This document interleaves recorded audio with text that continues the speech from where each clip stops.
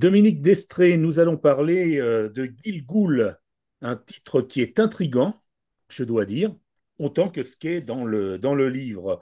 Alors, c'est un roman à suspense lié à l'ésotérisme qui va nous emmener de Paris au fin fond de Katmandou, au monastère de Taïwan, là, tout près de Katmandou, jusqu'à Los Angeles. En fait, c'est à la fois un grand voyage dans l'espace, mais aussi un grand voyage initiatique quelque part. Ah oui, pour moi, je le définis comme un thriller qui va être aux frontières du paranormal et du fantastique, mais ça reste une fiction avec une histoire, un thriller.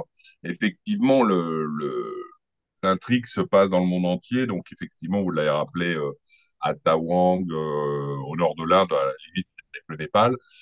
Ça se passe aussi à Tel Aviv, à Paris, à La Roque-en-Téron, dans le sud de la France. Et en fait, au début de l'histoire, ça va être des destins croisés de gens qui vont se réunir pour une quête commune. Et il y a un des personnages qui est le jeune Jonas Christensen, donc le prémonitoire, et pas anodine, qui possède quelques facultés dont il ne sait trop que faire. Et il est plus ou moins pris en charge par des gens bienveillants. Et l'intrigue se passe avec en filigrane sur l'histoire un tueur en série assez mystérieux qui sévit à Los Angeles et qui ne laisse aucune trace à la police locale. Tout ça démarre, je dirais, comme un polar assez classique. Et puis derrière, il y a autre chose. Il y a une sorte de confrérie.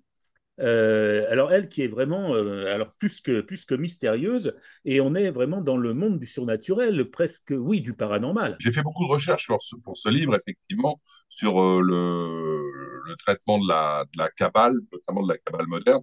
Peut-être est-il bon de rappeler que Gilgul, en fait, c'est le concept kabbalistique utilisé pour désigner les réincarnations sous le nom de Gilgul Aneshamot, qui signifie littéralement le cycle des âmes. Donc, ça désigne la transmigration des âmes.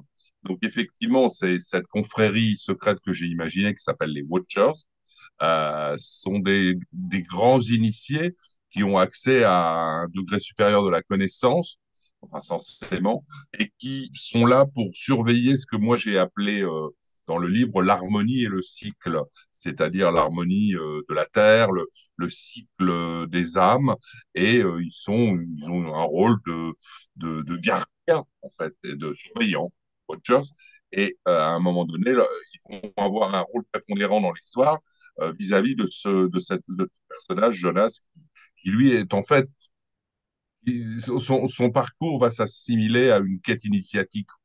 Quête initiatique avec ces personnages qui ont ce pouvoir vous dites, de décorporation, c'est-à-dire en fait de sortir de son âme et de voyager hors de l'enveloppe corporelle des humains, mais toujours avec une forme de bienveillance, puisque vous l'avez dit, c'est pour que règne l'harmonie entre l'homme et la nature. Il est certain que tous ces personnages, le fait d'avoir accès à une connaissance, ne, pas, ne pratiquent pas forcément tous une religion. D'ailleurs, ce qui caractérise les Watchers dans mon livre, c'est que ce sont tous des gens qui se sont détachés de tout dogme religieux ou de tout dogme philosophique pour revenir au fondement même de la spiritualité de base.